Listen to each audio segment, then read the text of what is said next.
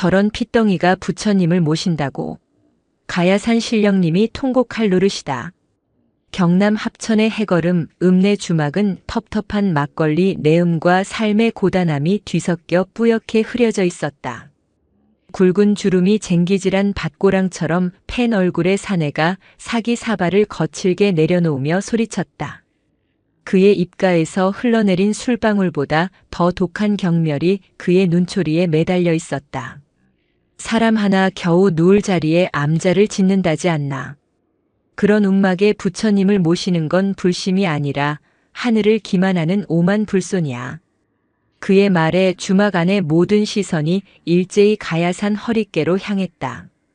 웅장하고도 신령스러운 기운이 서린 산 민족의 보물인 팔만대장경을 품고 천년의 세월을 버텨온 해인사가 자리한 바로 그 산이었다. 그들에게 절이란 하늘과 맞닿을 듯 솟아오른 해인사의 거대한 전각들이요. 구름도 그 아래를 흐르게 하는 장엄한 위용이었다. 해인사의 주지 효명대종사는 살아있는 성인으로 추앙받았고 그의 법문 한마디는 나라의 근심을 덜고 위정자들의 길을 밝히는 등불과도 같았다. 그가 주석하는 해인사는 단순한 사찰을 넘어 이 땅의 정신적 기둥이었다. 그 찬란한 빛이 드리운 가야산에 그러나 얼마 전부터 기이하고도 불손한 소문 하나가 젖은 안개처럼 피어오르고 있었다. 해인사로 향하는 널따란 신장로에서 한참이나 벗어난 약초꾼이나 들짐승이나 다니던 좁고 험한 샛길. 그 누구의 눈길도 머물지 않던 메마른 땅 한 떼기에 절이라고 부르기 민망한 것이 들어섰다는 이야기였다. 그 이름은 관음암. 세상의 모든 소리를 듣는다는 관세음보살의 이름을 딴 암자라니. 이름만은 거창했으나 실상은 비웃음거리였다. 관음? 그놈이 듣는 건 산짐승 울음소리뿐일 게다. 절을 짓는 중이라더군. 허름한 개 한 마리 끌고 다니는 미치광이라던데. 소문은 입에서 입으로 옮겨지며 살이 붙고 뒤틀렸다. 어떤 이는 그 아이가 속세에서 큰 죄를 짓고 도망쳐온 범죄자의 자식이라 수군거렸고 어떤 이는 전쟁통에 부모를 잃고 정신이 온전치 못하게 된 아이라고 혀를 찼다. 그들의 조롱과 멸시는 그러나 짙은 안개와 세찬 바람을 뚫고 그 한평의 공간에는 가닿지 못하는 듯 했다. 해인사의 드높은 명성에 가려진 그곳은 그저 가야산의 수많은 바위와 이름 없는 들풀처럼 소리 없이 제자리를 지킬 뿐이었다. 하지만 소문이 짙어질수록 사람들의 손가락질이 매서워질수록 역설적으로 그 작은 공간은 기이한 존재감을 발하기 시작했다.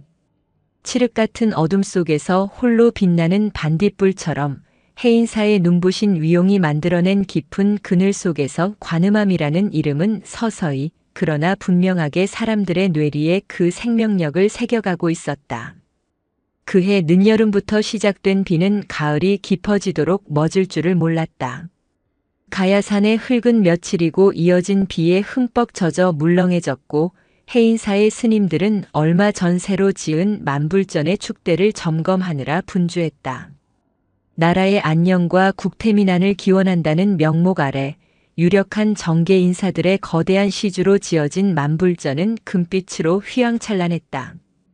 그들은 자신들이 쌓아올린 화려한 부와 명성의 토대 아래에서 아주 미세한 균열이 시작되고 있음을 아무도 눈치채지 못했다. 오직 흠뻑 젖은 흙냄새와 계곡을 타고 흐르는 서늘한 바람만이 거대한 변화의 전조를 실어 나르고 있을 뿐이었다. 사람들은 여전히 해인사를 향해 두 손을 모으고 복을 빌었다. 그리고 산 중턱 어딘가에서 벌어지는 한 어린 동자의 무모하고 어리석은 고행을 값싼 안주 삼아 씹어댔다.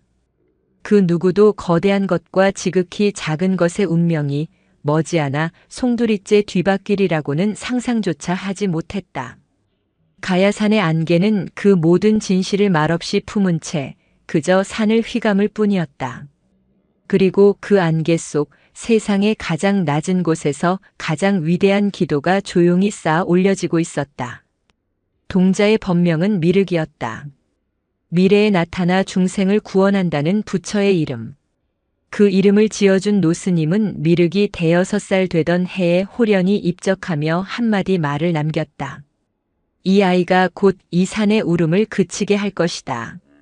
아이에게는 너무도 무거운 이름이었으나 그는 그 뜻을 헤아리기도 전에 혼자가 되었다. 작은 체구와는 어울리지 않는 깊은 눈을 가진 아이였다. 그 곁에는 언제나 설백의 털을 가진 개 한 마리가 그림자처럼 붙어 다녔다. 이름은 바냐. 지혜를 뜻하는 그 이름은 미륵이 직접 붙여준 것이었다. 관음함에서의 하루는 새벽 예불로 시작되었다. 동이 트기도 전 칠흑 같은 어둠 속에서 미륵은 암자 앞 공터에 가부좌를 틀고 앉았다. 한평 남짓한 암자는 그가 다리를 뻗으면 발끝이 벽에 닿을 만큼 비좁았다. 안에는 손바닥만 한 목불과 낡은 목탁, 그리고 이가 살짝 나간 찻잔 2개가 전부였다. 부처님께 삼배를 올린 미륵은 정성껏 끓인 차를 한 잔은 불상 앞에, 다른 한 잔은 암자 밖에서 자신을 기다리는 바냐의 몫으로 녹그릇에 부어주었다. 바냐는 낑낑거리는 소리 한 번 내지 않고 제 주인의 예불이 끝날 때까지 얌전히 기다렸다가 식은 찬물을 조용히 하차 마셨다. 그들의 일과는 지극히 단순했다. 아침 공양이 끝나면 미륵과 바냐는 산을 오르내리며 돌을 날랐다. 해인사를 오가는 신도들은 그 모습을 보고 혀를 차거나 꾸짖었다. 얘야, 그런다고 부처님이 상이라도 내리실 성시프냐? 내 몸뚱이나 돌볼 일이지. 어린 것이 객기를 부리는구나. 그러다 실족하여 다치기라도 하면 어쩌려고. 어떤 이는 가엾은 마음에 찐 고구마를 건네기도 했고 어떤 이는 그 어리석음을 꾸짖으며 등을 돌렸다. 미륵은 어떤 말에도 그저 너른 미소와 함께 합장으로 답할 뿐 긴 말을 섞지 않았다. 사람들은 그의 침묵을 세상 물정 모르는 무지함 혹은 가르침을 거부하는 오만함으로 치부했다. 하지만 그들이 결코 보지 못하는 것이 있었다. 미륵이 돌을 고르는 방식은 실로 기이했다. 그는 아무 돌이나 나르지 않았다. 그는 집신도 신지 않은 맨발로 흙길을 걸으며 축축한 대지에 발바닥으로 전해오는 미세한 떨림과 습기를 온몸으로 느꼈다. 바냐는 땅에 코를 박고 킁킁거리며 흙냄새를 맡았다. 녀석은 유독 흙이 울고 있는 곳, 비가 내리면 금방이라도 무너져 내릴 듯 위태로운 기운이 감도는 곳에 자리를 잡고 앉아 꼬리를 살며시 흔들었다. 그러면 미륵은 그 주변에서 가장 알맞은 크기와 모양의 돌을 찾아냈다. 그들의 돌 나르기는 단순한 고행이나 부질없는 노동이 아니었다. 그것은 산과의 깊은 대화였고 위태로운 생명을 보듬는 치유의 과정이었다.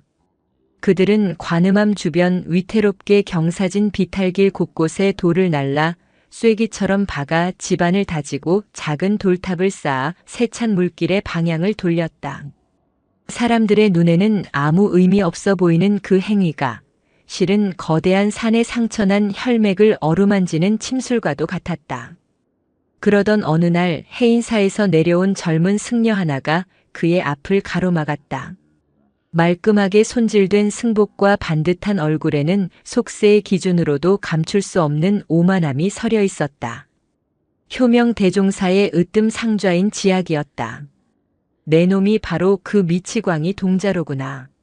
내 행색을 보아하니 불심이 아니라 망상으로 돌을 닦는구나. 지약의 목소리는 얼음장처럼 차가웠다. 이런 해괴한 짓으로 세인의 이목을 끌어 동량이라도 구하려는 것이냐?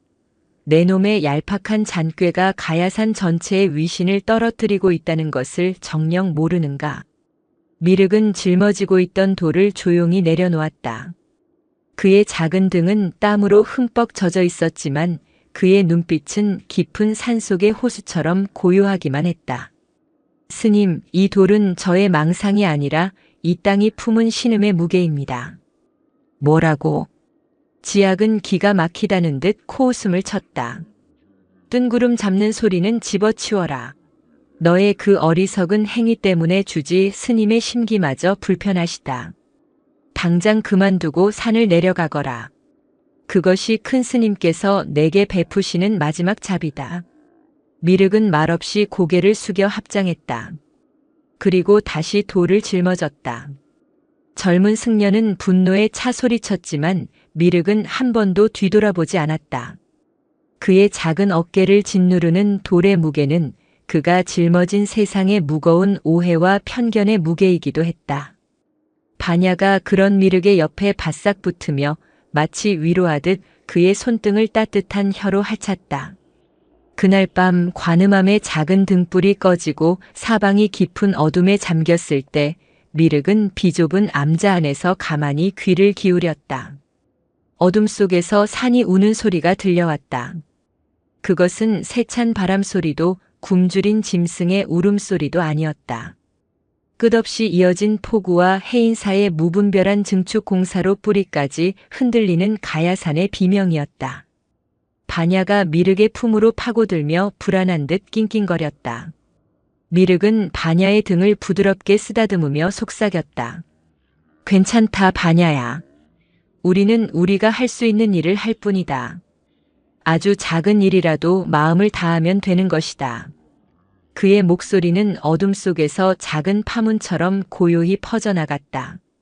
그 한평의 공간 안에서 어린 동자와 흰개는 세상의 모든 조롱과 무관심을 등진 채 오직 그들만이 듣는 산의 목소리에 응답하고 있었다.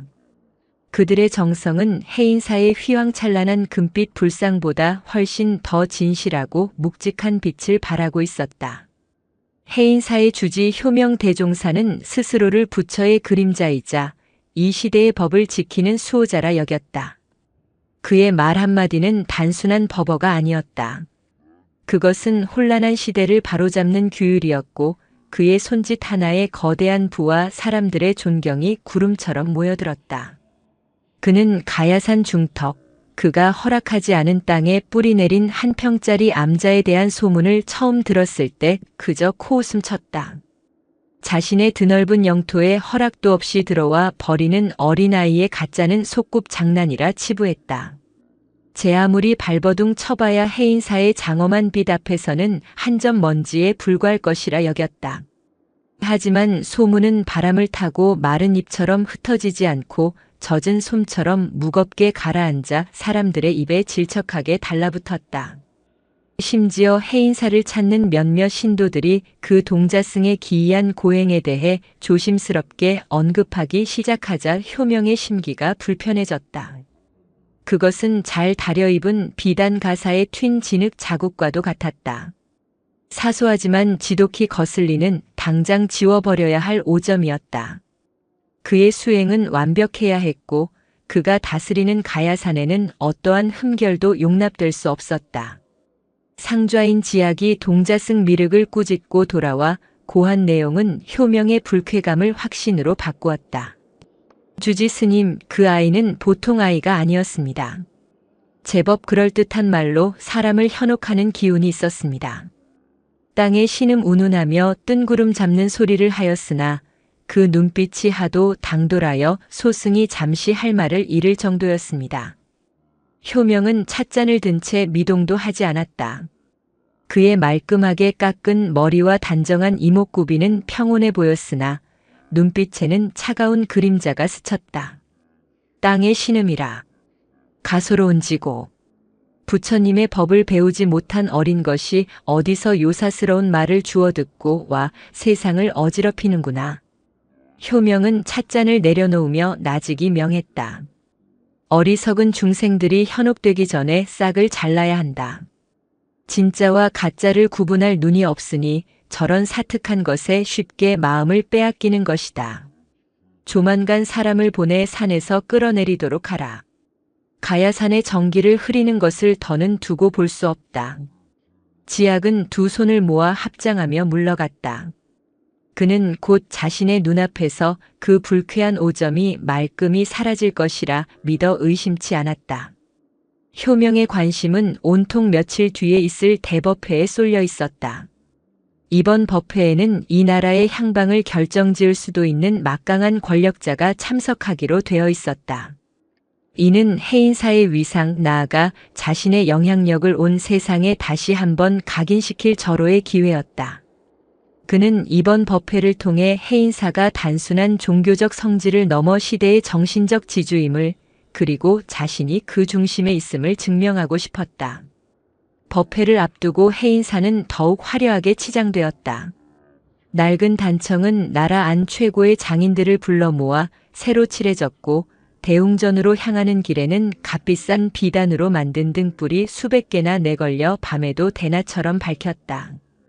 효명은 특히 얼마 전 거액의 시주금으로 조성한 만불전에 공을 들였다. 벽면을 가득 메운 수천 개의 작은 금불상들이 저마다 영롱한 빛을 뿜어내는 곳이었다. 그 하나하나에 시주한 이들의 이름과 발언이 새겨져 있었다. 그것은 신심의 결정체이자 효명이 이룬 부와 권세의 가시적인 상징이었다. 그는 그곳에서 유력 정치인과 독대하며 자신의 힘을 과시할 생각이었다. 속세의 권력과 부처의 권위가 다르지 않음을 보여주고자 했다.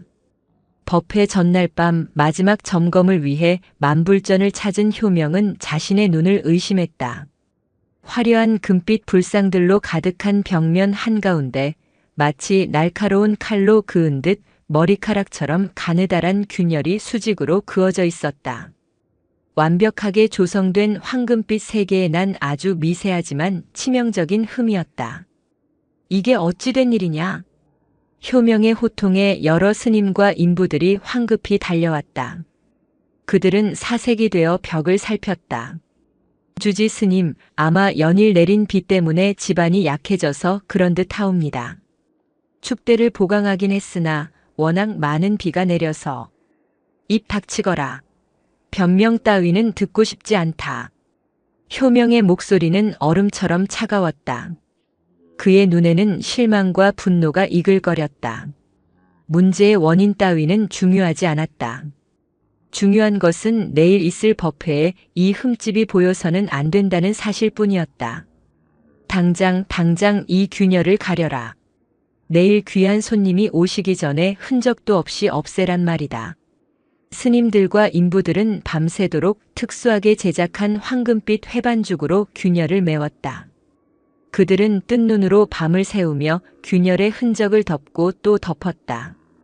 다음 날 아침 벽면은 언제 그랬냐는 듯 다시 완벽한 황금빛을 뽐냈다. 아주 가까이서 집요하게 들여다보지 않는 한 그 누구도 어젯밤의 소동을 짐작할 수 없을 터였다.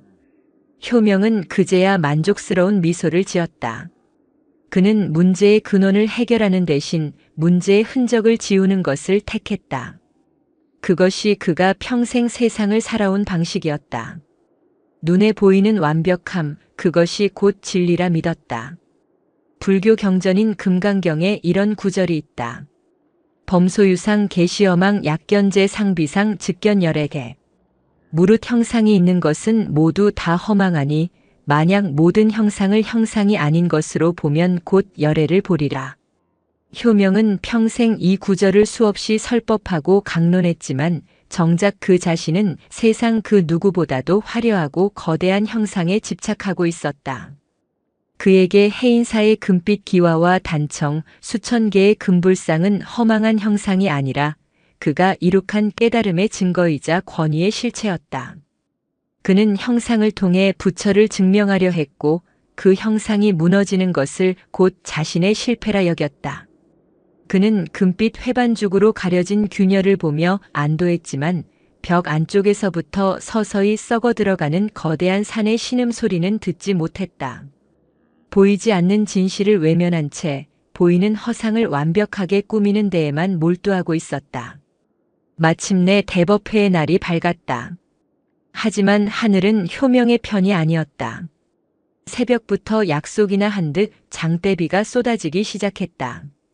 그동안 간간히 내리던 비와는 차원이 다른 폭우였다. 하늘에 구멍이라도 뚫린 듯 굵은 빗줄기가 맹렬하게 대지를 후려쳤다. 가야산은 순식간에 거대한 물바다가 되었고 계곡물은 성난 짐승처럼 불어나 바위를 집어삼키며 포효했다. 해인사 경내는 순식간에 아수라장이 되었다. 밤새 불을 밝혔던 비단 등불은 찢겨나갔고 새로 칠한 단청은 빗물에 얼룩져 흉하게 흘러내렸다. 법회에 참석하기 위해 전국 각지에서 모여든 신도들은 비명을 지르며 우왕좌왕했다. 그때였다.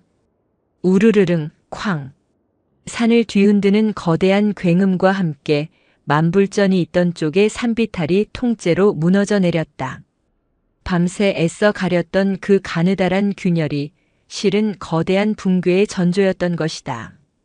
시커먼 토사는 순식간에 만불전을 덮쳤고 수천 개의 금불상은 흙더미 속으로 속절없이 사라졌다. 신도들의 간절한 발언과 효명의 드높은 자부심이 깃든 그 화려한 전각은 한순간에 거대한 무덤으로 변해버렸다. 그것이 끝이 아니었다. 만불전의 붕괴는 끔찍한 연쇄 반응을 일으켰다. 무리하게 산을 깎아 만든 다른 전각들도 위태롭게 흔들리기 시작했다. 효명은 대웅전 앞에서 쏟아지는 비를 맞으며 망연자실 서 있었다. 그가 평생을 바쳐 쌓아 올린 금빛 성전이 그의 눈앞에서 속절없이 흙더미로 변해가고 있었다. 사람들은 비명을 지르며 살기 위해 산 아래로 도망치려 했지만 이미 길은 끊겨 있었다. 그 같은 시각 관음암의 미륵은 자신의 작은 암자 문턱에 앉아 쏟아지는 비를 가만히 바라보고 있었다. 암자는 거센 비바람에 금방이라도 날아갈 듯 흔들렸지만 위태롭지는 않았다. 그와 반야가 지난 몇 년간 묵묵히 날라다 놓은 돌들이 암자 주변의 집안을 단단히 붙들고 성난 물길을 다른 곳으로 돌려놓고 있었기 때문이었다. 미륵의 눈에는 아래쪽에서 벌어지는 해인사의 처참한 광경이 보이지 않았다. 그는 그저 쏟아지는 비를 맞으며 신음하는 산의 아픔을 온몸으로 느끼고 있을 뿐이었다. 그의 한 평짜리 암자는 거대한 폭풍우 속에서 위태롭게 흔들리면서도 결코 꺼지지 않는 작은 등불과도 같았다. 세상의 모든 금빛이 흙탕물에 씻겨 내려가는 순간 가장 순수하고 작은 빛만이 자신의 자리를 꿋꿋이 지키고 있었다. 비명은 빗소리에 묻혔고 기도는 토사의 포효에 잠식당했다. 한때 가야산의 자부심이자 하늘 아래 으뜸이라 자부하던 해인사는 거대한 자연의 분노 앞에서 한낱 모래성처럼 허무하게 쓰러져 내렸다. 효명 대종사가 평생을 바쳐 쌓아 올린 금빛 아성은 이제 진흙과 부서진 목재, 그리고 산산조각난 신도들의 믿음이 뒤섞인 거대한 무덤으로 변해가고 있었다. 효명은 대웅전 앞마당에 쏟아지는 비를 온몸으로 맞으며 주저앉았다. 그의 눈에는 초점이 없었다. 귓가에는 만불전이 무너지던 굉음이 메아리치고 눈앞에는 흙탕물에 휩쓸려 떠내려가는 금동 불상의 파편들이 어른거렸다. 그가 부처의 대리인이라 자부하며 모았던 부와 권력의 상징들이었다. 이제 그것들은 흉물스러운 쓰레기가 되어 산 아래로 속세로 흩어지고 있었다. 그의 불국토는 무너졌다. 아니, 애초에 존재하지 않았던 신기루였음을 그는 이제야 깨닫고 있었다. 살아남은 자들은 이성을 잃었다. 방금 전까지 점잖게 합장하며 법문을 듣던 고관대작도 평생 모은 돈을 시주하며 복을 빌던 평범한 신도도 젊고 혈기 왕성한 승려도 모두가 생존이라는 원초적 본능 앞에 평등해졌다. 그들은 서로를 밀치고 밟으며 산 아래로 향하는 유일한 길을 향해 달려갔다. 하지만 그 넓고 평탄하던 길은 이미 거대한 산사태로 끊겨 있었다. 시커먼 흙과 거대한 바위, 뿌리째 뽑힌 나무들이 뒤엉켜 거대한 절벽을 이루고 있었다. 길이 막혔소. 살려주시오. 누가 우리 좀 살려주시오. 절망적인 외침이 곳곳에서 터져나왔다. 한때 효명의 발 아래 엎드려 자비를 구하던 목소리들이 이제는 그를 원망하며 스쳐 지나갔다. 그의 권위도 해인사의 위엄도 쏟아지는 비와 함께 흔적도 없이 씻겨 내려가고 있었다. 그는 진흙탕 속에 버려진 낡은 불상처럼 그저 텅 빈 눈으로 자신의 왕국이 무너지는 광경을 지켜볼 뿐이었다. 그는 아무것도 할 수 없었다. 평생 사람들을 이끌던 지도자는 이제 길 잃은 어린아이보다도 무력했다. 혼란의 와중에 법회를 위해 해인사를 찾았던 상좌승 지악이 효명에게 달려왔다. 며칠 전 동자승 미륵에게 산을 내려가라 호통쳤던 바로 그 승려였다. 그의 반듯하던 얼굴은 흙먼지와 공포로 얼룩져 있었다. 주지 스님, 어서 피하셔야 합니다. 대웅전 뒤편도 위태롭습니다. 어서요. 하지만 효명은 움직이지 않았다. 아니, 움직일 수가 없었다. 그는 지악의 팔을 뿌리치며 넋나간 사람처럼 중얼거렸다. 어딜 가란 말이냐, 여기가 나의 세상이고 나의 불국토였거늘 이 모든 것이 어찌하여. 그의 눈길이 허공을 헤매다 산 중턱 어딘가에 닿았다. 안개와 비구름에 가려 아무것도 보이지 않았지만 그는 알 수 있었다. 그곳에 그가 그토록 경멸하고 무시했던 한 평짜리 암자 관음암이 있다는 것을. 문득 그의 뇌리에 섬광처럼 한 생각이 스쳤다. 그 동자승 그놈은 이 모든 것을 알고 있었던 것인가? 터무니없는 생각이었다. 하지만 한번 피어난 의심은 걷잡을 수 없이 커져 그의 마음을 잠식하기 시작했다. 그가 돌을 나르던 행위, 산의 신음을 운운하던 그 알 수 없는 말들.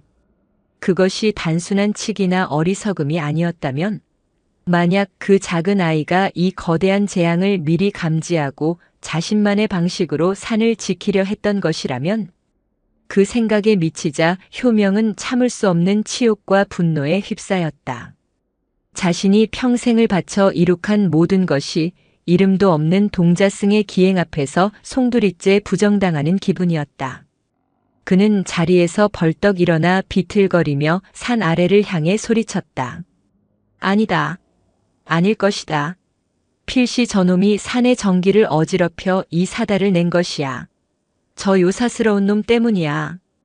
그의 외침은 광기에 가까웠다. 하지만 이제 그의 말을 귀담아 듣는 이는 아무도 없었다. 사람들은 오직 살 길을 찾기 위해 아우성칠 뿐이었다. 금빛이 무너지는 소리는 아직 끝나지 않았다. 해인사의 붕괴는 시작에 불과했다. 이제 곧 사람들의 마음속에 단단하게 자리 잡고 있던 믿음의 기둥마저 무너져 내릴 차례였다. 산 아래 합천 읍내 역시 공포에 휩싸였다. 가야산에서 내려온 흙탕물이 계곡을 타고 마을을 덮쳤기 때문이었다. 사람들은 평생을 의지해왔던 산이 자신들을 배신했다며 통곡했다. 그들은 해인사의 안위를 걱정하면서도 동시에 그곳에서 흘러내려온 재앙에 분노했다. 폭우가 쏟아지는 밤 관음암의 작은 등불은 여전히 꺼지지 않고 있었다. 미륵은 암자 안에서 조용히 목탁을 두드리고 있었다. 똑똑똑. 목탁 소리는 어지러운 세상의 소음 속에서 유일하게 흔들리지 않는 심장 박동처럼 작지만 단단하게 어둠을 밀어내고 있었다. 반야는 그의 무릎에 머리를 기댄 채 얌전히 엎드려 있었다. 바깥 세상의 혼란과 절망은 이 한평의 고요를 침범하지 못했다. 그것은 마치 폭풍의 눈과도 같은 평화였다. 세상이 무너져 내리는 밤 가장 작은 곳에서 가장 굳건한 평화가 깃들고 있었다. 밤새 세상을 집어삼킬 듯 쏟아지던 비가 거짓말처럼 멎었다. 하늘은 여전히 잿빛이었지만 빗줄기가 걷히자 비로소 세상은 자신의 상처를 고스란히 드러냈다. 가야산은 거대한 상처를 입은 짐승처럼 신음하고 있었다. 해인사로 향하던 넓고 평탄한 길은 거대한 토사에 막혀 흔적조차 찾을 수 없었다. 산사태는 산 중턱에서 그치지 않고 산 아래 마을의 일부까지 휩쓸고 지나갔다. 해인사에 고립되었던 사람들과 마을 사람들은 망연자실했다. 길은 끊겼고 식량과 식수는 빠르게 떨어져 가고 있었다. 구조대가 언제 올 수 있을지 기약도 없는 노릇이었다.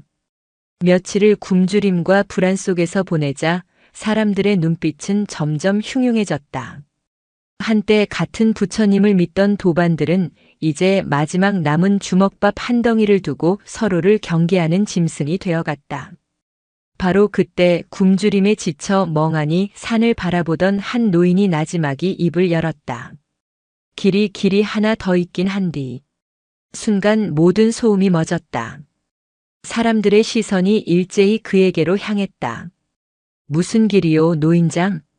옛날 약초꾼들이나 다니던 샛길이요. 워낙 험해서 지금은 아무도 다니지 않지만 그 길을 따라가면 산 너머 성주 땅으로 갈 수 있을 게야. 사람들의 얼굴에 희미한 희망이 떠올랐다. 하지만 다른 젊은이가 고개를 저으며 반박했다. 말도 안 됩니다. 그 길은 진작에 끊겼을 겁니다.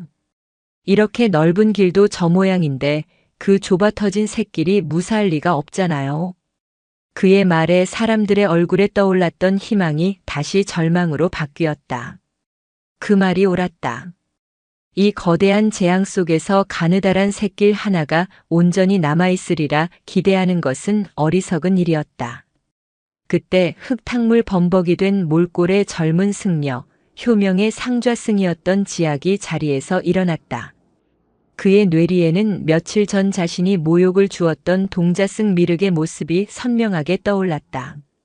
그의 고요한 눈빛, 그리고 이 땅이 품은 신음의 무게입니다라고 말하던 차분한 목소리가 귓가에 맴돌았다. 아닙니다. 지학의 목소리는 절박했다. 그는 군중을 해치고 앞으로 나섰다. 그 샛길, 그 아이가 매일 돌을 나르던 곳이 바로 그 샛길입니다.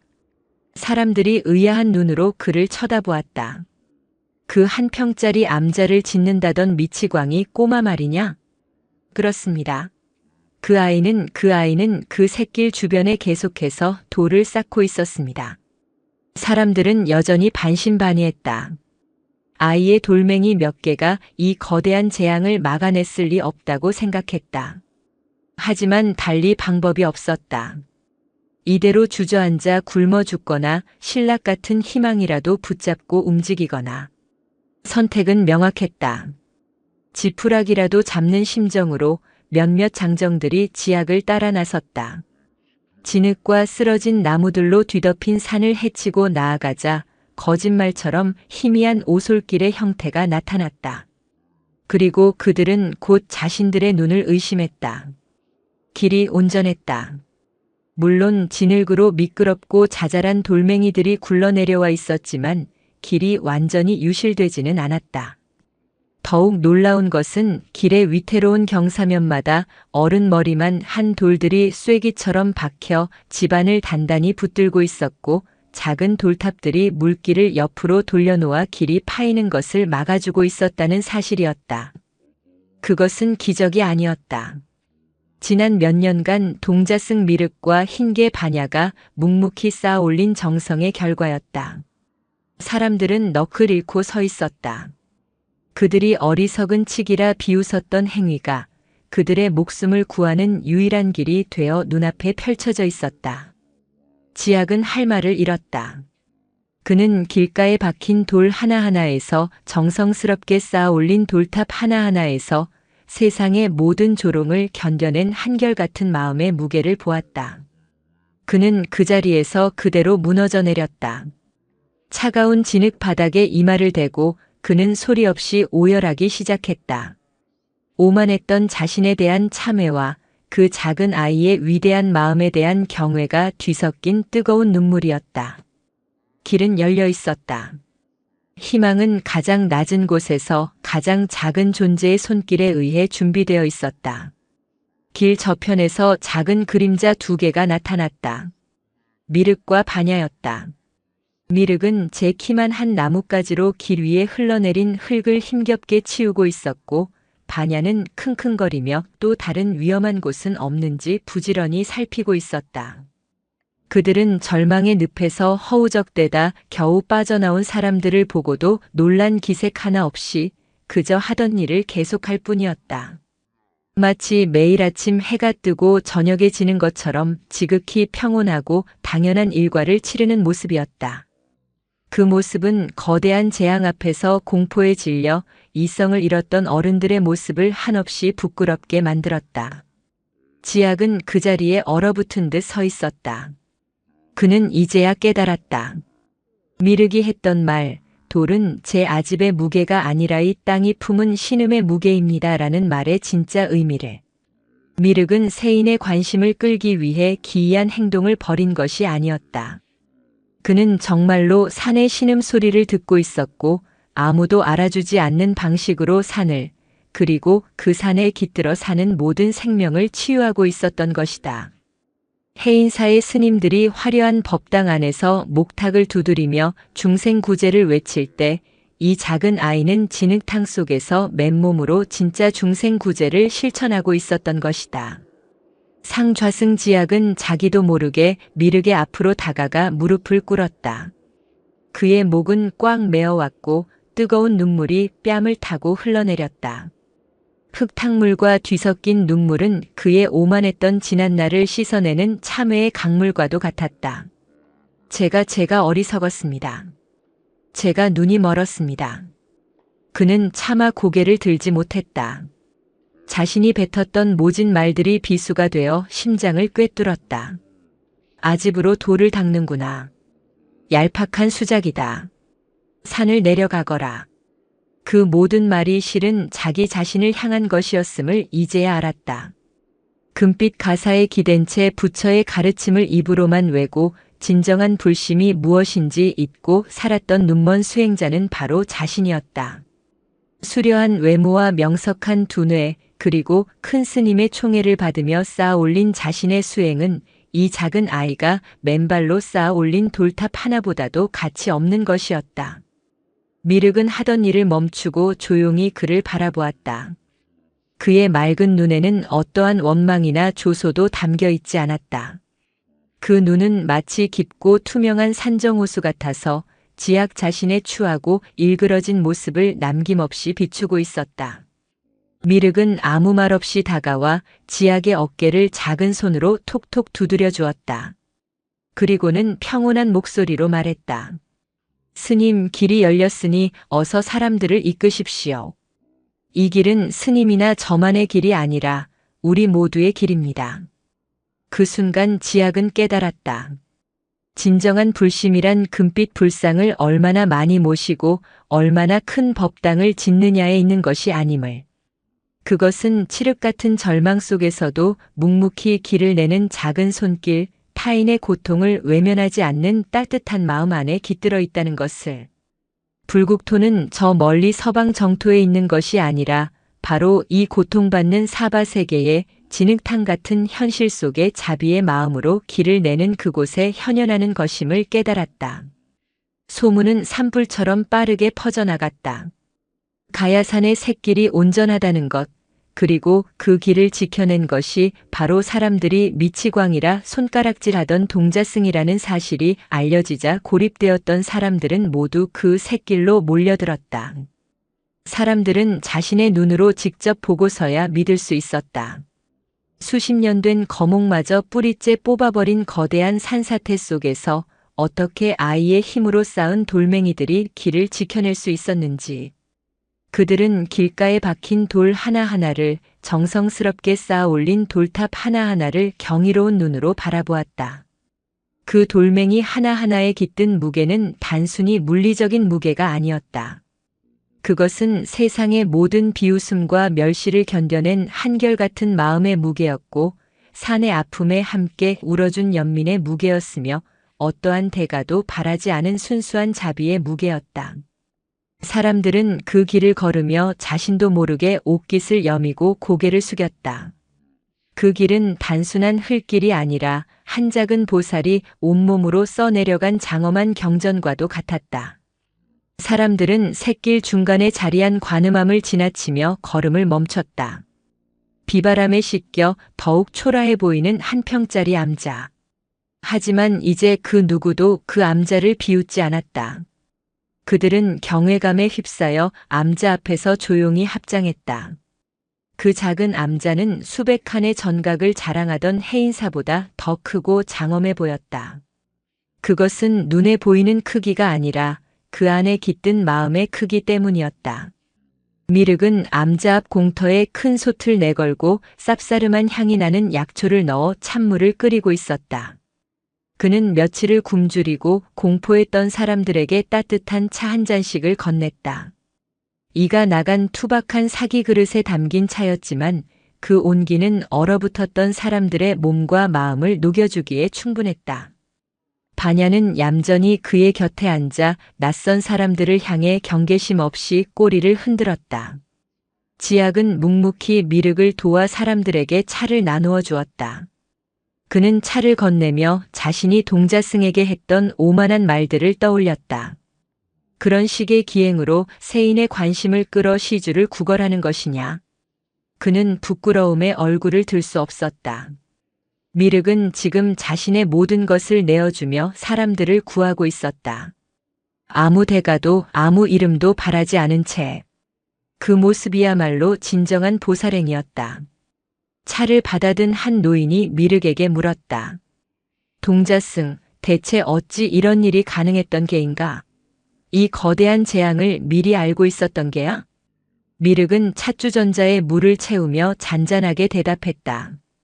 어르신, 저는 아무것도 알지 못합니다. 그저 매일 땅의 소리를 들었을 뿐입니다. 땅의 소리라니? 네. 땅이 아파하며 신음하는 소리를 들었습니다. 그래서 아픈 곳에 돌을 놓아주고 위태로운 곳을 받쳐주었을 뿐입니다.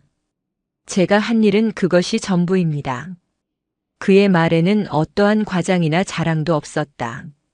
너무나도 담백하고 순수한 대답에 사람들은 오히려 더 큰 충격을 받았다. 그들은 깨달았다. 자신들이 해인사의 거대한 불상 앞에서 빌었던 것은 결국 자신의 안위와 욕심뿐이었음을. 단 한 번도 자신들이 딛고 선 이 땅의 아픔에 귀 기울여 본 적이 없었음을. 진정한 기도는 높은 곳을 향해 소리치는 것이 아니라 가장 낮은 곳에 신음에 귀 기울이는 것에서부터 시작된다는 것을 그들은 비로소 어렴풋이 알게 되었다. 진흙 속에 새로운 길이 열리고 있었다. 그것은 단지 산 너머 마을로 이어지는 물리적인 길이 아니었다. 그것은 오만과 편견으로 닫혔던 사람들의 마음을 열고 진정한 깨달음으로 향하는 마음의 길이었다.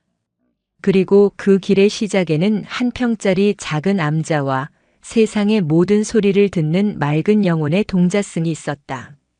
사람들은 그를 더 이상 미치광이라 부르지 않았다. 그들은 경외와 존경을 담아 그를 관음함의 작은 부처님이라 부르기 시작했다. 미륵의 이야기는 구조된 사람들의 입을 통해 산 아래 합천 읍내는 물론 인근 성주와 거창까지 전해졌다. 절망적인 재난 속에서 피어난 한떨기 기적 같은 이야기는 사람들의 마음에 깊은 울림을 주었다. 며칠 지나지 않아 관음암으로 향하는 샛길은 이제 전국의 순례객과 등산객, 호기심 많은 구경꾼들로 인산인해를 이루었다. 그들은 미륵에게서 더 큰 기적과 더 깊은 가르침을 원했다. 서울에서 내려온 거대 기업의 총수는 백지 수표를 들고 와 관음암 자리에 세계 최대의 명상센터를 짓겠다고 제안했다. 나라에서 가장 유명한 건축가는 가장 아름다운 법당을 지어주겠노라 약속했다. 암자 앞에 놓인 작은 시주함에는 매일 돈이 넘쳐났고 사람들은 미륵의 사소한 행동 하나하나에 심오한 의미를 부여하며 해석하기 바빴다. 그가 맨발로 걷는 것은 하심의 표현이며 그가 말을 아끼는 것은 언어의 한계를 초월한 가르침이라고 떠들어댔다. 하지만 미륵은 변한 것이 없었다. 그는 여전히 동이 트기 전 일어나 부처님께 차를 올렸고 반야와 함께 산을 돌며 비에 쓸려 위태로워진 곳이 없는지 살폈다. 그는 정중하게 모든 시주와 제안을 거절했다. 이곳은 이미 가득 차 있어 더 지을 곳이 없습니다. 사람들은 고개를 갸우뚱거렸다. 고작 한 평짜리 암자가 가득 찼다니. 이해할 수 없는 선문답처럼 들렸다. 그들은 동자승이 더 큰 뜻을 품고 일부러 겸양을 보이는 것이라 짐작하며 더욱 그에게 매달렸다. 세상의 욕망은 이제 폐허가 된 해인사가 있던 자리가 아니라 관음암이라는 새로운 대상을 향해 들끓기 시작했다. 한때 해인사를 무너뜨렸던 바로 그 욕망이었다. 효명의 상좌승이었던 지약은 이제 스스로 머리를 깎고 미륵의 곁을 지키고 있었다. 그는 지약이라는 법명도 버리고 그저 길손이라 불리길 원했다. 그는 끓어오르는 세속의 욕망이 이 작은 암자의 평온을 해칠까 노심초사했다. 하루는 그가 끈질기게 매달리는 사람들을 대신해 미륵에게 물었다. 스님, 어찌하여 저들의 정성을 마다하시는지요? 저 돈으로 더 많은 굶주린 사람을 구제하고 더 좋은 곳에서 부처님을 모실 수도 있지 않습니까? 미륵은 마당 한쪽에 쪼그려 앉아 바위 틈에서 피어난 작은 들꽃을 들여다보고 있었다. 그는 길손을 돌아보며 물었다. 길손이여, 저 꽃이 아름다운 이유가 무엇인가? 작지만 스스로의 모습으로 온전히 피어났기 때문이 아닐는지요. 그렇다. 저 꽃에게 더 큰 꽃잎을 붙여주고 더 짙은 향수를 뿌려준다면 지금보다 더 아름다워지겠는가? 길손은 아무 말도 하지 못했다. 미륵은 부드럽게 미소 지으며 말했다. 관음함은 세상의 소리를 듣는 곳이라는 뜻이다. 마음이 없는 곳이라는 뜻이 아니다. 사심과 분별심이 없는 텅 빈 마음으로 세상의 아픔을 듣는 공간이라는 뜻이다. 이 암자는 저 건물이 아니라 매일 아침 차를 올리고 돌을 나르고 산의 아픔에 귀 기울이는 나의 마음이다. 나의 마음이 머무는 곳이 곧 법당이다. 이미 온전한데 어찌하여 여기에 금치를 하고 기와를 더 얹겠는가. 그것은 마음을 돌보는 것이 아니라 마음 위에 무거운 짐을 지우는 일이다. 그제야 길손은 깨달았다. 사람들이 가져온 돈과 명예는 구원이 아니라 새로운 굴레였다. 그것을 받아들이는 순간 관음함은 제2의 해인사가 될 것이고 미륵은 제2의 효명이 될지도 모른다. 미륵은 지금 그 모든 유혹과 맞서 한평의 마음을 지키기 위해 홀로 싸우고 있었던 것이다. 화엄경의 핵심 사상인 일체유심조, 모든 것은 오로지 마음이 지어내는 것이라는 가르침이 길손의 머리를 번개처럼 스쳐 지나갔다. 해인사의 붕괴는 단순히 비가 많이 와서 일어난 자연재해가 아니었다. 그것은 효명 대종사를 비롯한 수많은 사람들의 욕심과 교만이라는 마음이 만들어낸 필연적인 결과였다. 그들은 더 크고 화려한 절을 지어 부처님의 가피를 독점하려 했고 그 마음이 산을 병들게 하고 결국 스스로를 무너뜨렸다. 반면 이 작은 관음함은 산의 아픔을 함께 느끼는 미륵의 자비로운 마음이 지어낸 공간이었다. 그렇기에 폭풍우 속에서도 무너지지 않고 오히려 사람들을 구하는 방주가 될 수 있었던 것이다. 절은 건물이 아니라 마음이었다. 길손은 미륵의 뒷모습을 보며 조용히 합장했다. 그는 이제야 진정한 스승을 만났음을 알았다. 그날 이후 길손은 찾아오는 사람들에게 미륵의 말을 전했다. 이곳에 무언가를 놓고 가려 하지 마십시오. 대신 여러분의 마음속에 있는 무거운 짐 하나를 여기에 내려놓고 가십시오. 그것이 관음함에 올릴 수 있는 가장 큰 공양입니다. 어떤 이들은 그 말을 알아들었고 어떤 이들은 실망하며 돌아갔다. 시간이 흐르면서 관음함을 찾는 사람들의 수는 점차 줄어들었다. 하지만 그곳에 남은 사람들의 발걸음은 더욱 깊고 진실해졌다. 그들은 더 이상 기적을 찾아온 구경꾼이 아니라 자신의 마음속에서 한 평의 고요를 찾으려는 진정한 순례자들이었다. 세상에서 가장 시끄러운 찬사가 휩쓸고 간 자리에 비로소 진정한 침묵과 평화가 뿌리내리기 시작했다. 미륵의 이야기가 산 아래 마을까지 전해졌을 때 폐허가 된 해인사에 홀로 남아있던 효명 대종사의 귀에도 그 소식이 들어갔다. 살아남은 몇몇 동자승들이 몰래 가져다주는 멀건 죽으로 연명하던 그는 처음에는 그 이야기를 믿지 않았다. 그저 살아남은 자들이 만들어낸 허황된 신화이거나 절망 속에서 피어난 헛된 망상일 것이라 치부했다. 미치광이 동자승이 산사태를 막고 사람들을 구했다는 이야기는 그가 평생 쌓아온 지식과 경험으로는 도저히 이해하고 받아들일 수 없는 것이었다. 하지만 살아 돌아온 상좌승 지약이, 아니 이제는 스스로를 길손이라 칭하는 그가 흙먼지 묻은 누더기 차림으로 자신의 눈앞에서 무릎을 꿇고 참회하며 모든 사실을 고했을 때 효명은 거대한 망치로 머리를 맞은 듯한 충격에 휩싸였다. 스님, 저희가 틀렸습니다. 저희가 눈이 멀고 귀가 먹었습니다. 부처님은 금빛 법당이 아니라 가장 낮은 곳, 진흙탕 속에서 신음하는 땅과 함께 계셨습니다. 길손의 눈물 어린 고백은 효명의 마지막 자존심마저 산산조각 냈다. 그가 평생을 무시하고 경멸했던 가장 작은 것이 그가 평생을 추구했던 가장 거대한 것을 이긴 것이다. 그의 금빛 불국토는 무너졌지만 동자승의 한 평짜리 암자는 굳건히 서서 사람들을 구원했다. 패배였다. 완벽하고도 처참한 패배였다. 효명은 비틀거리며 자리에서 일어났다. 그는 부서진 대웅전 터를 지나 진흙탕 길이 된 산을 걸어 관음암으로 향했다. 그는 직접 확인해야만 했다. 자신의 패배를, 그리고 자신이 놓쳐버린 진실의 무게를. 그의 걸음은 유령과도 같았다. 한때 그의 발걸음 소리만 들려도 모든 대중이 숨을 죽였던 그 위풍당당한 걸음은 온데간데 없었다. 질척이는 진흙이 그의 발을 잡았고 비에 젖은 나뭇가지가 그의 뺨을 후려쳤지만 그는 아무것도 느끼지 못하는 듯 했다. 그의 모든 감각은 언덕 위, 그 한 평짜리 암자에 집중되어 있었다. 그가 관음암이 보이는 언덕에 다다랐을 때 그의 눈에 들어온 것은 믿을 수 없는 광경이었다. 수많은 사람들이 한 평짜리 암자 앞에 길게 줄을 서서 동자승이 따라주는 차 한 잔을 얻어 마시기 위해 조용히 기다리고 있었다. 그들의 얼굴에는 더 이상 절망이나 공포가 없었다. 작은 온기와 희망이 그들의 눈에 깃들어 있었다. 그리고 그 행렬의 맨 앞에는 한때 자신을 향해 아낌없는 시주를 바쳤던 나라의 녹을 먹는 고위관리가 서 있었다.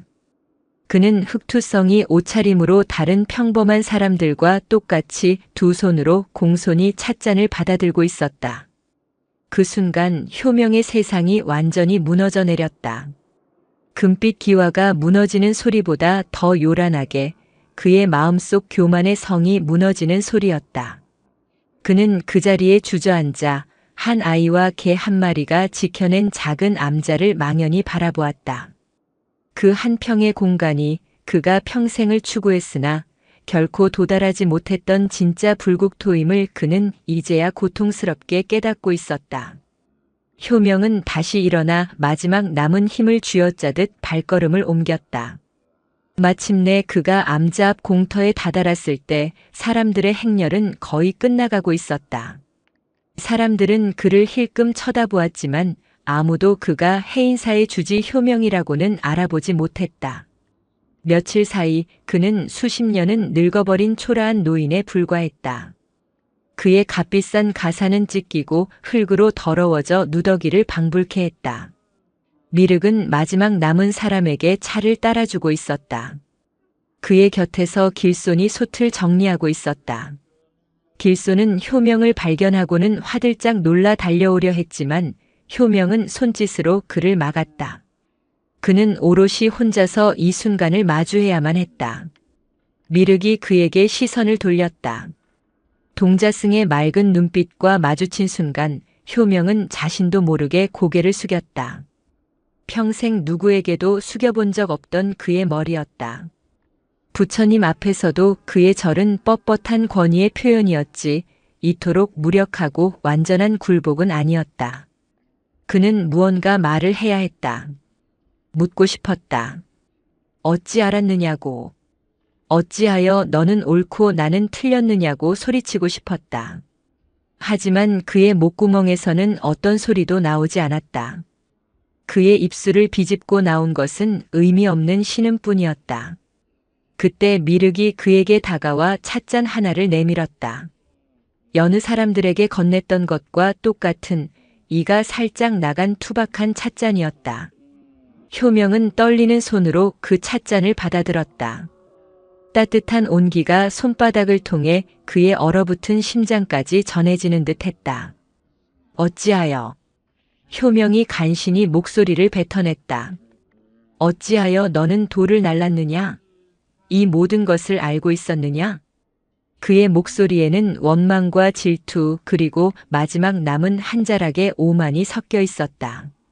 그는 여전히 이 모든 것이 미륵의 어떤 신통력이나 예지력 때문이기를 바라고 있었다. 그래야만 자신의 패배를 납득할 수 있을 것 같았다. 미륵은 조용히 고개를 저었다. 저는 아무것도 미리 알지 못했습니다. 그의 대답은 효명의 마지막 기대를 산산조각 냈다. 그저 산이 아프다고 말하는 것을 들었습니다. 해인사의 공사로 좋은 나무들이 베어져 나갈 때 산이 울었고 너무 많은 돌과 흙을 파헤쳐 새로운 건물을 올릴 때 땅이 신음했습니다. 비가 많이 내리던 날에는 흙들이 이제는 버틸 수 없다고 소리치는 것 같았습니다. 미륵은 자신의 작은 암자를 돌아보며 말을 이었다. 아픈 곳을 보듬어주고 위태로운 곳을 받쳐주는 것이 제가 할 수 있는 유일한 일이었습니다. 재앙을 막기 위함이 아니었습니다. 그저 아픔을 외면할 수 없었을 뿐입니다. 효명은 할 말을 잃었다.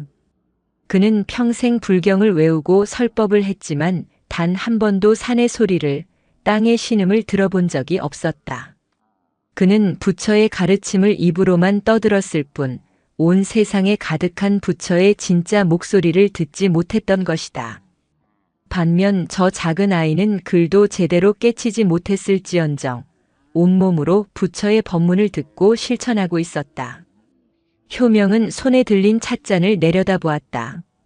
한때 그의 손은 수억의 시주금과 권력자들의 두터운 신임으로 늘 가득 차 있었다. 하지만 지금 그는 깨달았다. 그 모든 것은 텅 빈 것이었음을.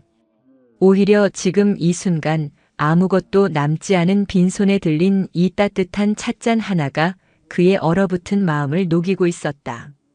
가득 찼기에 공허했고 모든 것을 비우고 나서야 비로소 채워지는 역설. 그는 차에 담긴 쓴맛과 단맛을 천천히 음미했다. 그것은 그의 인생의 맛과도 같았다. 그는 찻잔을 비우고 조용히 자리에서 일어났다. 그리고 아무 말 없이 미륵에게 깊이 허리를 숙여 합장했다. 그것은 패배의 인정이자 뒤늦은 참회의 시작이었다. 효명은 비틀거리며 왔던 길을 되돌아 내려갔다. 그의 등 뒤로 가야산의 저녁 노을이 핏빛처럼 번지고 있었다. 그의 몰락은 끝이 아니었다. 그것은 가장 낮은 곳에서 시작될 그의 새로운 수행의 시작이었다. 재앙이 지나가고 세상이 점차 안정을 되찾자 가야산의 이야기는 전설이 되어 온 나라로 퍼져나갔다. 사람들은 절망의 한복판에서 희망의 길을 연 동자승 미륵을 살아있는 보살이라 칭송했다. 한 평의 기적, 맨발의 성자. 세상의 온갖 미사여구가 그 작은 암자로 쏟아져 들어왔다. 그러나 그 요란한 찬사 속에서 모두에게 잊힌 이름이 있었다. 한때 가야산의 주인이자 살아있는 부처라 불렸던 산의 효명 대종사였다. 관음암에서 내려온 그날 이후 효명은 폐허가 된 해인사터를 떠나지 않았다. 그는 자신의 모든 것을 버렸다. 주지라는 직위도 효명이라는 법명도 심지어 평생을 몸의 일부처럼 여겼던 승복마저 벗어 던졌다. 그는 이제 그저 이름 없는 늙은이일 뿐이었다. 살아남은 몇몇 스님들이 그를 모시려 했으나 그는 모두를 돌려보냈다. 자신의 교만과 욕심이 핥히고 간 산의 상처를 그는 맨몸으로 오롯이 마주하기로 결심했다. 그의 하루는 동이 트기 전에 시작되었다. 그는 무너진 전각의 잔해 속으로 들어가 맨손으로 돌을 골라내고 쓸만한 제목을 한쪽에 쌓아두는 일을 반복했다. 처음 며칠간 그를 지켜보던 사람들은 그가 재앙으로 실성한 것이라 수군거렸다. 혹은 충격으로 기억을 잃었을 것이라 짐작하기도 했다. 그의 일은 어찌 보면 지독히도 무의미해 보였다. 거대한 폐허 속에서 그가 하루 종일 치울 수 있는 양은 극히 일부에 불과했다. 복구라고 하기엔 턱없이 부족했고 정리라고 하기엔 끝이 보이지 않았다. 그것은 마치 거대한 바다의 물을 작은 조롱박으로 퍼내는 것과 같은 일이었다. 하지만 그는 단 하루도 거르지 않았다. 비가 오나 눈이 오나 살을 애는 바람이 부나 그는 늘 그 자리에 나타나 돌을 나르고 흙을 파냈다. 그의 손은 금세 갈라지고 피가 맺혔으나 그는 아랑곳하지 않았다. 그의 행위는 미륵의 그것과는 근본적으로 달랐다. 미륵의 행위가 산의 아픔을 치유하는 자비로운 보살행위였다면 그의 행위는 자신의 죄를 씻어내는 처절한 참회행위였다. 그는 돌멩이 하나를 들어 올릴 때마다 자신이 저질렀던 오만을 떠올렸다. 내가 이 산의 주인이다. 라고 생각했던 어리석음을. 그는 흙을 파낼 때마다 자신이 외면했던 땅의 신음을 들었다. 금빛 기와를 올리기 위해 파헤쳐졌던 산비탈의 비명을. 그의 행위는 어떤 보상이나 용서를 바라는 것이 아니었다. 그것은 그의 마지막 남은 수행이었다. 화려한 법당도 수많은 신도도 그를 우러러보는 눈길도 없는 곳에서 오직 자신과 무너진 폐허만이 존재하는 그곳에서 그는 비로소 가장 진실한 기도를 올리고 있었다. 시간이 흐르면서 사람들은 그를 폐허의 노인이라 부르기 시작했다. 그의 정체를 아는 이는 거의 없었다. 그저 재앙으로 모든 것을 잃고 미쳐버린 늙은이일 것이라고 혹은 갈 곳 없는 떠돌이일 것이라고 짐작할 뿐이었다. 마을 사람들은 가끔 그를 불쌍히 여겨 주먹밥이나 삶은 감자를 가져다 주곤 했다. 그는 아무 말 없이 그것을 받아들 뿐 고맙다는 인사 한마디 건네지 않았다. 그의 침묵은 그와 세상 사이에 넘을 수 없는 벽을 만들었다. 그는 세상으로부터 자신을 완벽하게 고립시켰다. 한편 관음함은 새로운 국면을 맞이하고 있었다. 세상의 관심은 때로는 축복이지만 때로는 무거운 짐이었다.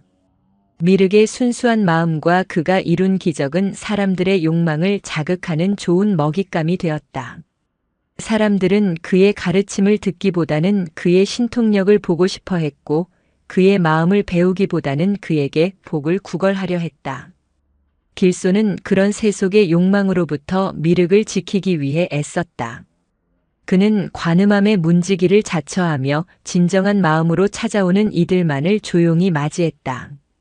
어느 늦가을 저녁 길소는 관음함을 찾아와 며칠째 묵언하며 앉아있는 한 중년 사내 때문에 골머리를 앓고 있었다. 그는 한양에서 손꼽히는 거부였는데 외아들이 원인 모를 병으로 죽어가자 마지막 희망을 안고 이곳을 찾아온 것이었다.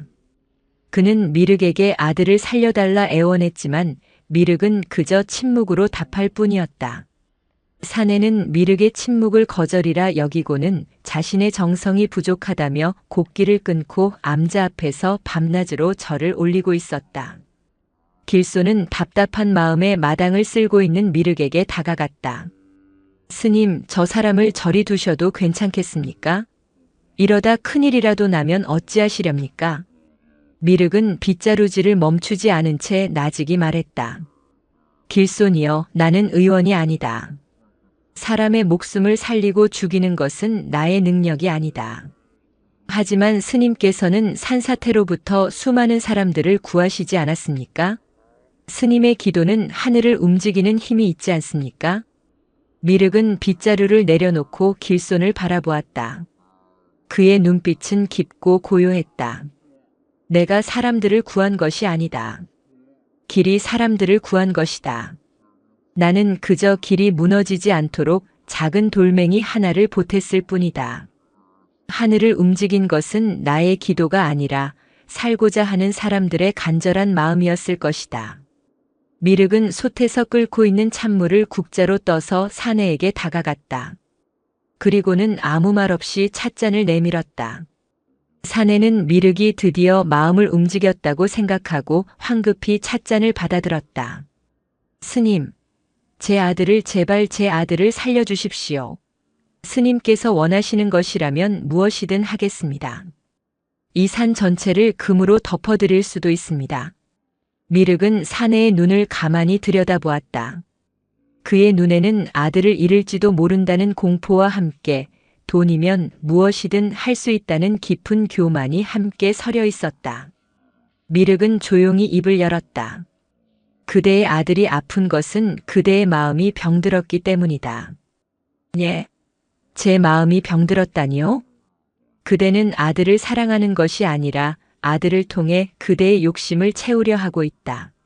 아들이 건강하고 똑똑해서 그대의 가문을 빛내주기를 바랐을 뿐 아들의 작은 기침 소리, 작은 슬픔에는 귀 기울여 본 적이 있는가?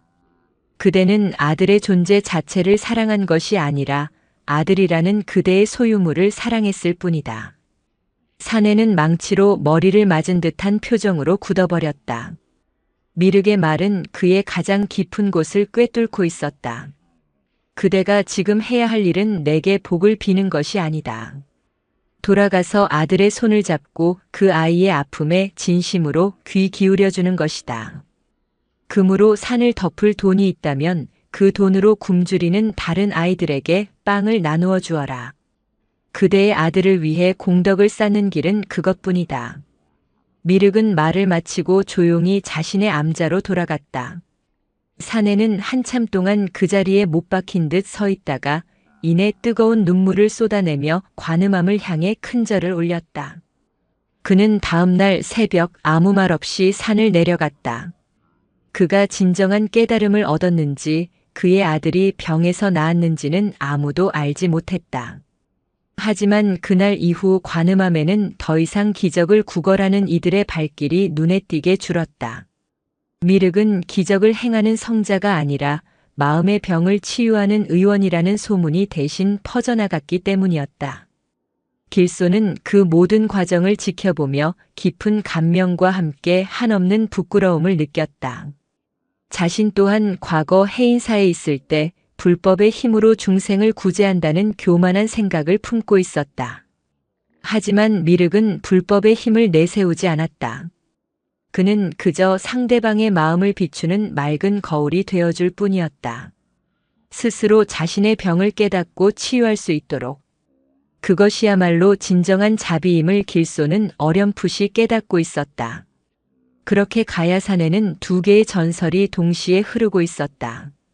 하나는 폐허 속에서 침묵으로 자신의 죄업을 씻어내는 참회의 전설이었고, 다른 하나는 한 평의 암자에서 세상의 모든 욕망과 마주하며 마음의 길을 밝히는 구원의 전설이었다. 두 이야기는 서로 다른 길을 걷고 있었지만 결국에는 하나의 진리를 향해 나아가고 있었다. 그것은 가장 낮은 곳에 이르러서야 비로소 가장 높은 곳을 볼 수 있다는 비움으로써 채워진다는 불변의 진리였다. 몇 번의 가을이 지나고 가야산의 깊은 상처는 푸른 새싹과 이름 모를 들꽃으로 서서히 아물어갔다. 한때 해인사의 금빛 기와가 하늘을 찔렀던 폐허는 이제 야생화가 만발한 너른 언덕으로 변해 서서히 자연의 품으로 돌아가고 있었다.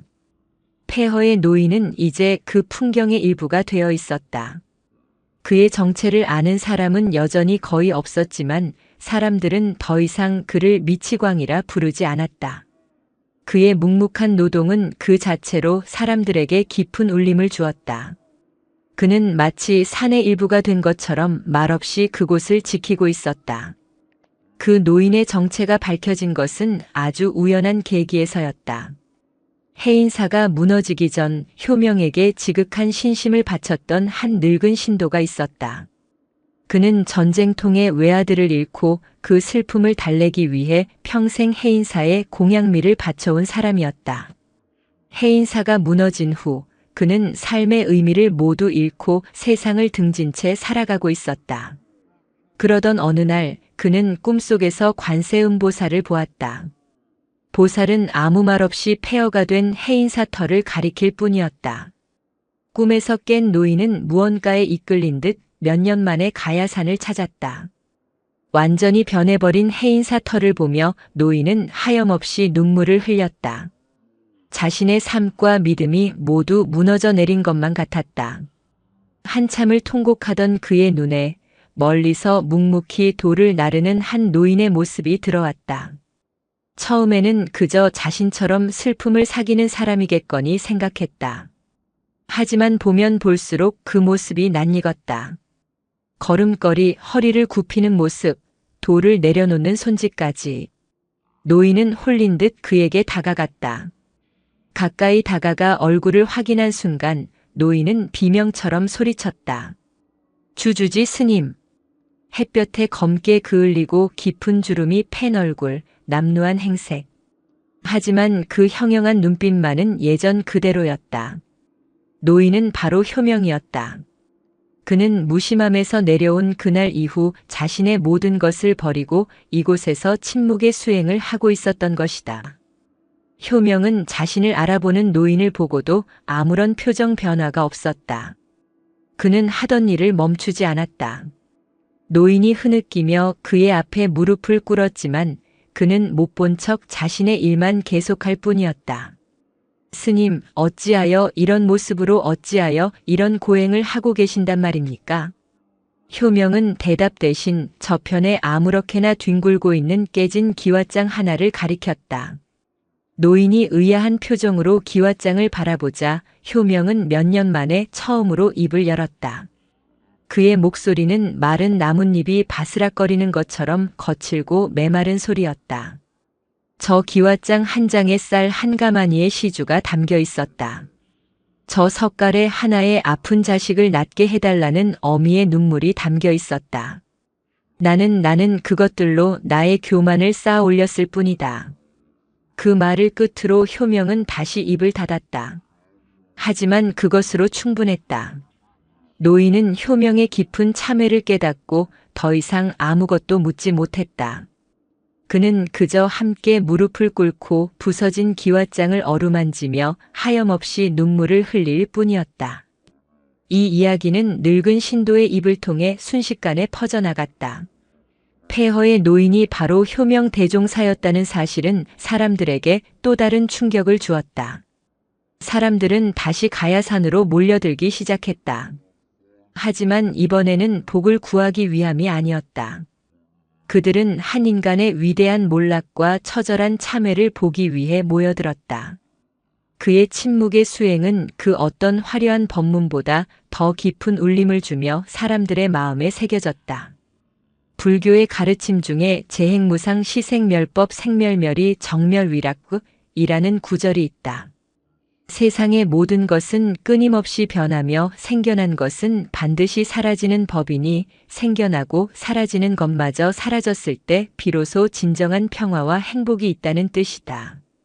사람들은 효명의 모습을 통해 이 가르침을 온몸으로 깨닫고 있었다. 한때 가장 높은 곳에서 세상을 호령하던 자가 이제 가장 낮은 곳에서 자신의 모든 것을 소멸시키며 진정한 평화를 향해 나아가고 있었다. 그의 무너진 불국토는 역설적으로 그가 진정한 부처가 되어가는 과정이었던 것이다. 이 소식은 관음암의 길손에게도 전해졌다. 길손은 미륵에게 달려가 흥분된 목소리로 말했다. 스님 들으셨습니까? 폐허의 노인이 바로 효명 큰 스님이셨습니다. 사람들이 이제 스님의 위대한 참회를 알아보기 시작했습니다. 미륵은 산 아래를 말없이 내려다보고 있었다. 그의 시선은 폐허가 된 해인사 터 그리고 그곳에서 여전히 묵묵히 돌을 나르고 있을 한 늙은 수행자에게 머물러 있었다. 길손이여, 기뻐할 일이 아니다. 예. 어찌 기쁜 일이 아니겠습니까? 큰 스님의 진심을 세상이 알아주게 되었으니 사람들은 또 다른 우상을 만들고 있을 뿐이다. 한때는 금빛 불상에 절을 하더니 이제는 한 인간의 고행에 절을 하고 있구나. 그들은 여전히 밖에서 부처를 찾고 있다. 자신의 마음 안을 들여다보지 못한 채 미륵의 말에 길손은 찬물을 끼얹은 듯 정신이 번쩍 들었다. 그랬다. 사람들은 효명의 참회마저도 하나의 구경거리로 또 다른 신화로 소비하고 있었던 것이다. 진정한 참회는 타인의 인정을 필요로 하지 않는 법. 효명은 지금 온전히 자신만의 길을 걷고 있는데 세상이 또다시 그를 내버려 두지 않고 있었다. 그럼 어찌해야 합니까? 우리가 할 일은 없다. 그저 바람이 부는 대로 물이 흐르는 대로 지켜볼 뿐이다. 큰 스님께서는 이제 세상의 그 어떤 칭찬이나 비난에도 흔들리지 않으실 것이다. 그분은 지금 거대한 산이 되어가고 있으니 미륵의 말처럼 효명은 자신에게 쏟아지는 세상의 관심에 조금도 흔들리지 않았다. 그는 찾아오는 사람들에게 눈길 한 번 주지 않았고 그들이 가져다주는 음식에도 손을 대지 않았다. 그는 오직 이슬과 풀뿌리로 연명하며 자신의 수행을 묵묵히 이어갈 뿐이었다. 그의 그런 모습은 사람들의 헛된 기대를 꺾어놓기에 충분했다. 시간이 지나자 그를 찾아오는 사람들의 발길도 점차 뜸해졌다. 그는 다시 혼자가 되었다. 하지만 이제 그는 외롭지 않았다. 그는 온전히 산과 하나가 되어 바람 속의 메아리처럼 이름 없는 들꽃처럼 존재하고 있었다. 한때 가장 높은 곳에서 세상을 호령하던 그의 목소리는 사라졌지만 그의 침묵은 그 어떤 웅변보다 더 크게 세상을 향해 울리고 있었다. 세월은 강물처럼 흘러갔다. 미륵이 처음 관음함에 털을 잡은 지도 어언 10수년이 지났다. 10살 남짓하던 동자승은 이제 청년의 모습을 하고 있었다. 그의 얼굴에는 맑은 세월의 흔적이 잔잔한 물결처럼 깃들어 있었고 그의 눈빛은 예전보다 더욱 깊고 투명해져 있었다. 그의 곁을 지키던 흰개 반야는 몇 해 전 그의 품에서 평화롭게 눈을 감았다. 미륵은 반야를 암자 뒤편 양지 바른 곳에 묻어주고 작은 돌무덤을 만들어 주었다. 관음함을 찾는 발길은 이제 아주 드물어졌지만 끊이지는 않았다. 찾아오는 이들은 대부분 말없이 미륵과 함께 차를 마시고 그와 함께 산을 거닐며 땅의 소리에 귀를 기울이다 조용히 돌아가곤 했다. 그들은 더 이상 기적을 찾아온 구경꾼이 아니라 자신의 마음속에서 한 평의 고요를 찾으려는 진정한 순례자들이었다.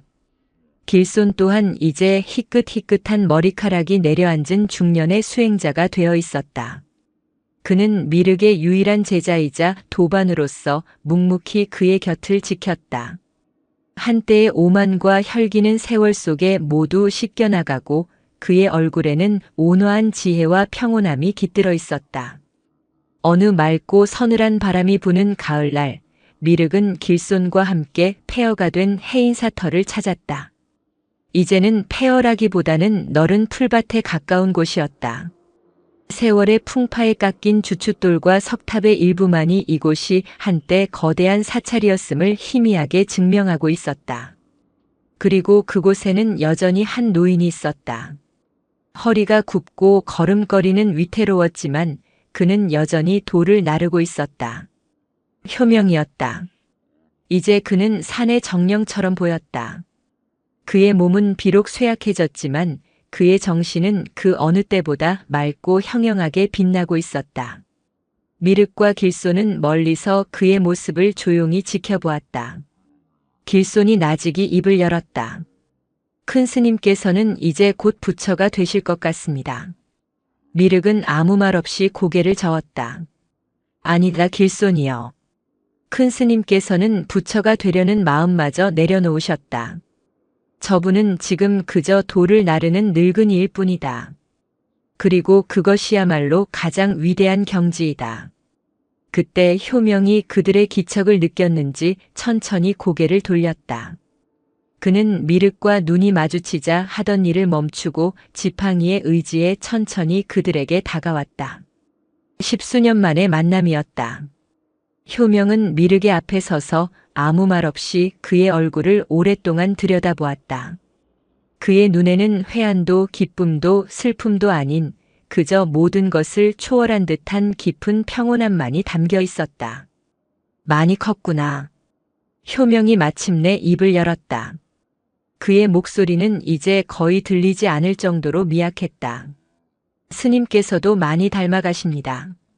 미륵이 대답했다. 무엇을 말이냐? 이 산을 말입니다. 그 말에 효명의 얼굴에 아주 옅은 미소가 번졌다. 그것은 그가 수십 년 만에 처음으로 짓는 미소였다. 내게 차 한 잔 대접하고 싶구나. 효명은 그들을 자신이 기거하는 작은 토굴로 이끌었다. 토굴 안에는 그가 지난 세월 동안 정리해둔 목재로 만든 작은 탁자와 그가 직접 깎아 만든 듯한 투박한 목기 몇 개가 전부였다. 그는 손수 불을 피워 물을 끓이고 그들이 보는 앞에서 찻잎을 빻아 차를 우려냈다. 그 모든 동작이 느리고 서툴렀지만 그 안에는 한치의 꾸밈도 없는 진실한 마음이 담겨 있었다. 그는 미륵과 길손에게 차를 한 잔씩 따라주었다. 찻잔을 받아든 길손은 자신도 모르게 눈물을 흘렸다. 10수년 전 미륵이 효명에게 건넸던 바로 그 차였다. 모든 것을 잃고 절망에 빠졌던 스승에게 한 줄기 온기를 전해주었던 바로 그 차. 이제 그 스승이 자신의 손으로 직접 그 차를 우려내고 있었다. 모든 것이 돌고 돌아 제자리로 돌아온 것이다. 차에서는 쓴맛과 함께 흙냄새, 그리고 들꽃 향기가 났다. 그것은 가야산의 맛이었고 세월의 맛이었으며 한 수행자의 기나긴 참회의 맛이었다. 오랜 침묵 끝에 효명이 미륵에게 물었다. 내가 떠나고 나면 이 터는 어찌 되겠느냐? 그의 말은 자신의 죽음이 머지않았음을 암시하고 있었다. 미륵은 조용히 대답했다. 산이 알아서 할 것입니다. 풀과 나무를 키워 상처를 덮고 새로운 생명을 잉태할 것입니다. 우리가 할 일은 아무것도 없습니다. 그래, 그거면 족하다. 효명은 만족한 듯 고개를 끄덕였다. 그는 더 이상 해인사의 재건을 꿈꾸지 않았다. 그는 이제 모든 것을 자연의 순리, 즉 법의 흐름에 맡길 수 있게 된 것이다. 그는 마지막으로 미륵의 손을 잡았다. 앙상한 그의 손은 깃털처럼 가벼웠지만 그 안에 담긴 힘은 그 어느 때보다 묵직했다. 고맙구나, 내가 나의 스승이었다. 그날 이후 효명은 다시는 토굴 밖으로 나오지 않았다.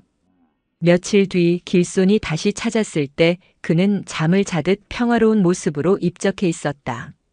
그의 유언에 따라 그의 몸은 그가 평생에 걸쳐 정리해둔 제목으로 다비를 치렀고 그의 유골은 그가 돌을 나르던 언덕에 뿌려졌다.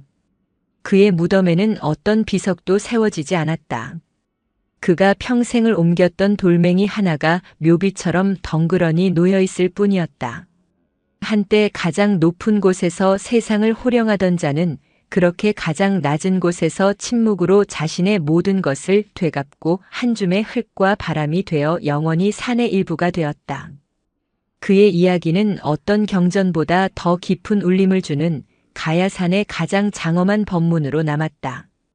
또다시 몇 번의 가을이 소리 없이 지나고 효명이 흙으로 돌아간 너른 언덕 위에는 이제 억새풀이 하얗게 피고 지기를 반복했다. 그의 무덤을 지키던 이름 없는 돌멩이는 세월의 이끼를 입어 주변의 다른 바위들과 전혀 구별할 수 없게 되었다. 한때 이 땅을 호령했던 거대한 사찰의 흔적도 한 시대의 풍운하였던 대종사의 존재도 가야산의 장구한 시간 속으로 흔적 없이 스며들어 이제는 그저 바람 소리로만 남았다. 산은 그렇게 스스로의 상처를 완벽하게 치유하고 더 깊고 원숙한 고요 속으로 침잠에 들었다. 관음함의 미륵은 이제 백발이 성성한 노승이 되어 있었다. 소년 같던 그의 얼굴에는 강물처럼 흘러간 세월의 지혜가 깊이 새겨졌으나 그의 눈빛만은 예전처럼, 아니 예전보다 더욱 깊고 투명한 빛을 잃지 않고 있었다. 그의 곁을 지키는 길손 또한 온화한 미소를 지닌 노승이 되어 미륵의 그림자처럼 조용히 암자를 지키고 있었다. 그들은 이제 더 이상 세상의 소문에 오르내리지 않았다. 그들은 그저 산의 일부가 되어 해와 달과 별과 함께 묵묵히 숨쉬고 있을 뿐이었다. 어느 설이 내린 맑은 새벽, 오랜 침묵 끝에 길손이 마당에서 조용히 찬물을 끓이는 미륵에게 물었다. 스님, 가끔 궁금해집니다. 만약 그 옛날 해인사가 무너지지 않았다면 세상은 어떻게 변했을까요? 큰 스님께서 그토록 원하시던 금빛 불국토가 완성되었다면 이 땅은 지금보다 더 평화로워졌을까요? 미륵은 끓어오르는 찻주전자를 들어 길손의 찻잔에 조용히 맑은 찬물을 따랐다. 김이 오르는 찻잔 너머로 그의 시선은 동쪽 하늘을 붉게 물들이기 시작하는 여명을 향해 있었다. 길손이여, 무너진 것은 해인사라는 절이 아니다. 그의 목소리는 마른 억새풀을 스치는 바람처럼 잔잔하고 고요했다. 무너져야 할 것이 무너졌을 뿐이다. 썩은 뿌리를 가진 거목은 언젠가 쓰러지는 법. 그것이 자연의 순리이며 부처님의 법이다. 금으로 지은 절이 평화를 가져다 주는 것이 아니라 평화로운 마음이 머무는 곳이 곧 절이 되는 것을. 미륵은 자신의 가슴에 조용히 손을 얹었다. 절은 기와와 단청으로 짓는 것이 아니다. 이곳에 짓는 것이다. 욕심으로 지은 절은 언젠가 무너지지만 마음으로 지은 절은 결코 무너지지 않는다. 그는 길손을 돌아보며 옅은 미소를 지었다. 한 평이면 족하다. 아니, 한 평의 공간조차 필요 없다. 진실한 마음 하나 머무를 곳이 있다면 그곳이 바로 대웅전이고 그 마음이 곧 살아있는 부처다. 길손은 더 이상 아무것도 묻지 않았다. 그는 그저 고개를 숙여 따뜻한 차를 마실 뿐이었다. 그 한 잔의 차 안에 스승의 모든 가르침이 담겨 있음을 그는 알았다. 세상 모든 것을 비우고 나서야 비로소 온 우주를 담을 수 있다는 진리. 그들이 머무는 이 한 평짜리 암자는 그래서 세상 그 어떤 거대한 사찰보다도 넓고 장엄했다. 그날 늦은 아침 미륵과 길손은 아주 오랜만에 산을 내려왔다. 그들은 이제는 사람들이 거의 찾지 않는 옛 해인사터 효명이 잠든 언덕으로 향했다. 그곳에는 이제 완연한 가을의 정취가 내려앉아 있었다. 발밑에서는 마른 풀들이 바스락거렸고 하늘은 더없이 높고 푸르렀다. 효명의 무덤가에 선 두 노승은 아무 말 없이 오랫동안 산 아래 펼쳐진 세상을 내려다보았다. 한때는 원망과 욕망, 비명과 환희가 뒤섞여 들끓던 곳이었으나 이제는 그저 고요한 풍경으로 펼쳐져 있을 뿐이었다. 스님께서는 모든 것을 용서하셨습니까? 길손이 나직이 물었다. 자신을 멸시하고 쫓아내려 했던 효명에 대한 물음이자 어리석은 세상에 대한 물음이었다. 미륵은 효명의 묘비처럼 놓인 이끼 낀 돌멩이를 부드럽게 어루만졌다. 용서할 것도 용서받을 것도 본래 없었다. 큰 스님께서는 그분만의 방식으로 길을 걸으셨고 나 또한 나의 길을 걸었을 뿐이다. 물은 그저 낮은 곳으로 흐를 뿐 높은 곳을 원망하지 않는다. 모든 것은 그저 그렇게 흘러갈 뿐이다. 그때 반야의 무덤이 있는 관음암 쪽에서 희미하게 목탁 소리가 들려오는 듯 했다. 길손이 의아한 표정으로 뒤를 돌아보자 미륵이 미소 지으며 말했다. 바람이 목탁을 치는구나. 그의 말처럼 바람이 산을 타고 흐르며 나뭇가지를 흔드는 소리가 마치 장엄한 독경 소리처럼 온 산에 울려 퍼지고 있었다. 산 전체가 거대한 법당이 되어 보이지 않는 부처의 법문을 설하고 있었다. 이제 돌아가자. 암자의 홀로 남겨둔 어린 손님이 추울 것이다. 미륵의 말에 길손이 고개를 끄덕였다. 며칠 전 그들은 산에서 길을 잃고 굶주려 쓰러져 있던 어린 동자 하나를 구해 암자에서 돌보고 있었다. 아이는 전쟁으로 부모를 잃고 정처 없이 떠돌던 중이었다. 역사는 돌고 돌아 미륵의 어린 시절과 꼭 닮은 아이가 다시 관음암을 찾아온 것이었다. 미륵은 그 아이에게 어떤 법명도 지어주지 않았다. 그저 따뜻한 죽을 끓여주고 잠자리를 보살펴줄 뿐이었다. 가르침은 말이 아니라 온기로 전해지는 것임을 그는 알고 있었다. 두 노승이 천천히 관음암으로 돌아가는 길 가야산의 신령스러운 안개가 다시금 산허리를 감싸기 시작했다. 안개 속의 한 평짜리 암자는 희미하게 사라지는 듯 했다. 하지만 그것은 사라지는 것이 아니었다. 눈에 보이는 작은 암자는 안개에 가려졌지만 그 안에 깃든 마음의 등불은 오히려 더욱 선명한 빛을 발하며 온 산을, 온 세상을 고요히 비추고 있었다. 극과 초가 삼간이 절이라고. 이야기의 시작을 열었던 그 경멸 어린 외침은 이제 가야산 어디에서도 들리지 않았다. 대신 사람들은 마음속으로 되뇌었다. 크기가 진리를 담보하는 것이 아니었다. 가장 낮은 곳에 가장 작은 모습으로 세상의 모든 아픔을 끌어안고 서 있는 저 마음이야말로 진짜 절이었다. 마음이 곧 사찰이었다. 그 진리가 가야산의 안개처럼 맑은 이슬처럼 고요히 세상을 적시고 있었다. 세상의 모든 신음소리를 듣기 위해 한평의 마음은 오늘도 꺼지지 않는 등불을 밝히고 있었다. 그렇게 영혼산의 등불은 영원히 빛날 것이었다.